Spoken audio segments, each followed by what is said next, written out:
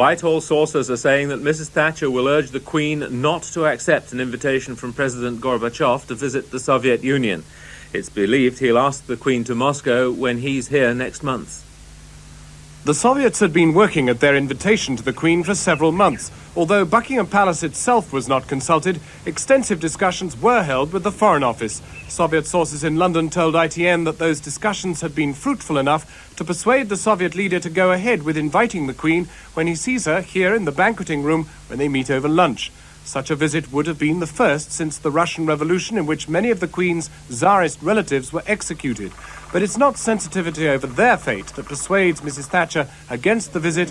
While she was attending a business women's conference, aides were hinting that the political situation inside Russia was still not good enough to warrant handing so big a propaganda coup to Mr. Gorbachev as a royal visit.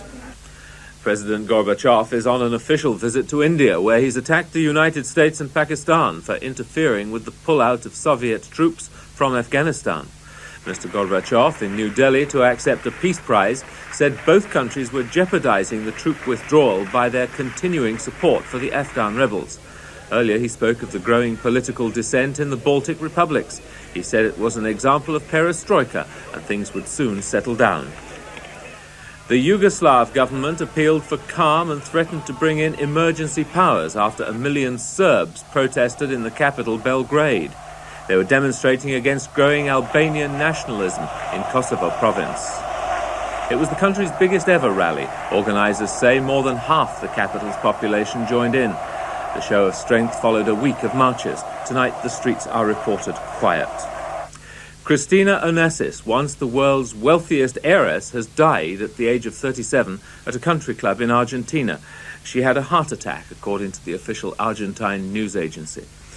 Miss Onassis, daughter of the late shipping magnate Aristotle Onassis, was married 4 times. She leaves one child, a daughter called Athena, who's 3. Athena was called the world's first billion-dollar baby. And that's the news for now.